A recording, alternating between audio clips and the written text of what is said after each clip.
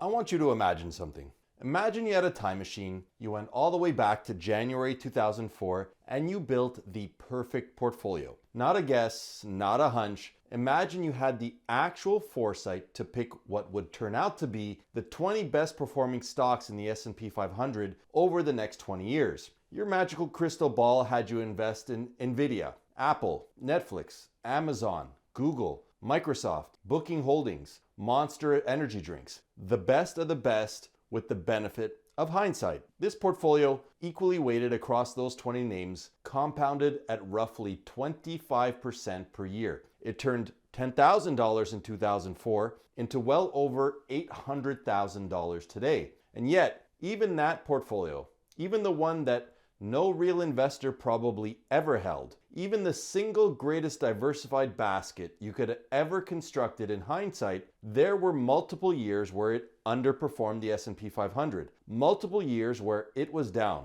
Years where if you were watching, you may have had so many compelling reasons to sell. That's what this video is about. Not stock picks, not market timing, the psychology of staying in a strategy, even when every signal around you says get out. I'm Nader Nasr. I'm a senior portfolio manager and wealth advisor at RBC Dominion Securities in Montreal, Canada. I spent over 20 years helping Canadian families build real lasting wealth. And if this is the kind of content you want, straight talk, no hype, just the math, hit subscribe right now and the notification bell. I put out new videos regularly and I want to be a resource that you can count on. A while back, I did an exercise with my team. We asked a simple question. If you had built the basket of the top 20 performing S&P 500 stocks over the last 20 years with perfect hindsight, what would that actually look like? And more importantly, how would it have felt to hold it the whole time? The portfolio we built included names like Nvidia, Apple, Netflix, Amazon, Google, Microsoft, companies that, in retrospect, looked obvious. Of course, you should have held Nvidia. Of course, you should have held Netflix.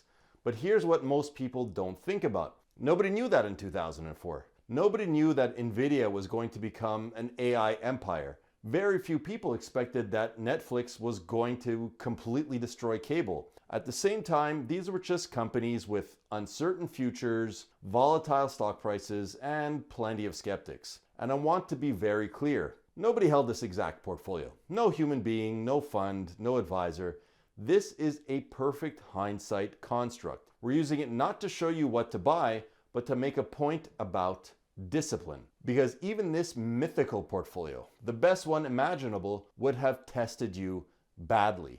Let's go through what this portfolio actually experienced. Let's jump to 2008. The financial crisis hit every stock, and this portfolio, it was no exception. Several of these names dropped 50, 60, even 70% in a single year. The portfolio as a whole experienced a drawdown that rivaled and in some years exceeded the S&P 500. If you were holding it in 2008 and 2009, you weren't feeling like a genius. You were probably questioning everything. Now, fast forward to 2014 through 2016. Some of the best names on this list had multi-year stretches of flat or maybe even negative returns. Netflix dropped over 30% in 2014. Amazon went nowhere for stretches, and Nvidia was barely on anybody's radar. While the S&P 500 ground steadily higher, parts of this perfect portfolio were dragging. Now, more recently in 2022, this is the one that's freshest in people's minds. In one calendar year, some of the biggest names on the list, names like Meta,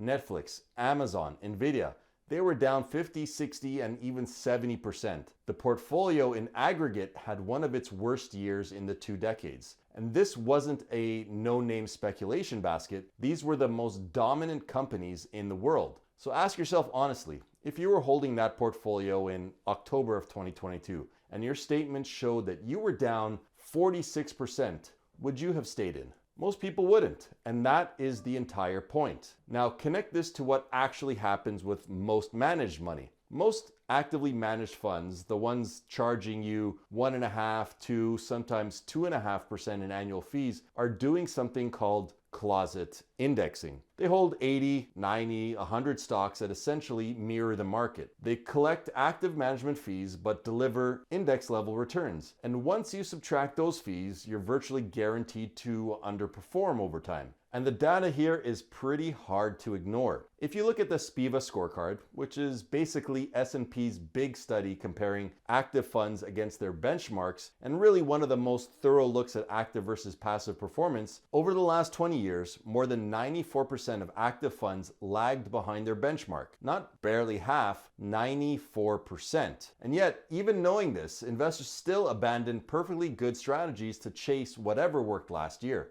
Right now in 2026, I'm watching people pivot hard into gold, oil, and defense stocks. And look, there is a legitimate macro case for all of them, but the investors piling in now after gold has made its run, after defense stocks have surged, after oil has spiked, well, that's called arriving at the party after the food's gone. The sector that dominates headlines almost never leads into next year's returns. Energy was up 65% in 2022. It was near the bottom in 2023. Tech was destroyed in 2022 and it came roaring back in 2023 and continued the run into 2024. The pattern is always the same. The trade that looks most obvious is the most crowded and usually the most expensive. So here's what I want you to take away from this thought experiment. We took the single best diversified portfolio you could have built over the last 20 years with perfect hindsight, with zero uncertainty, and even it had years that would have broken most investors.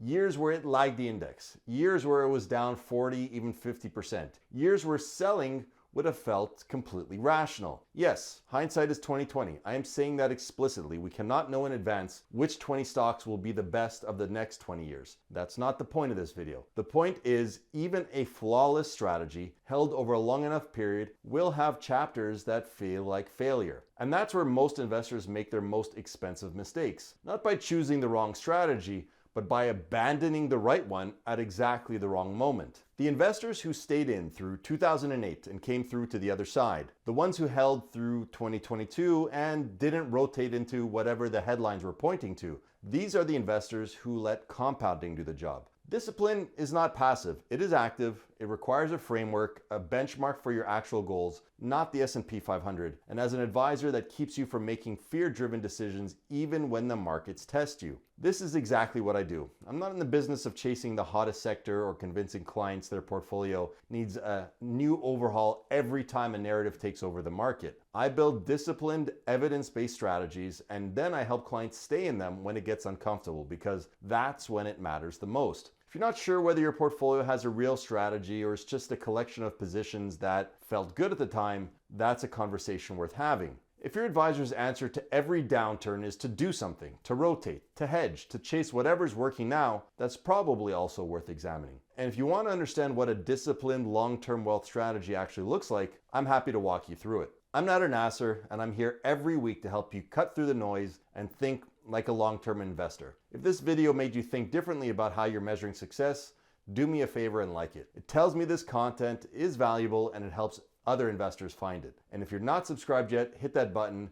I hope you won't regret it. Thanks for sticking around, and I'll see you in the next video.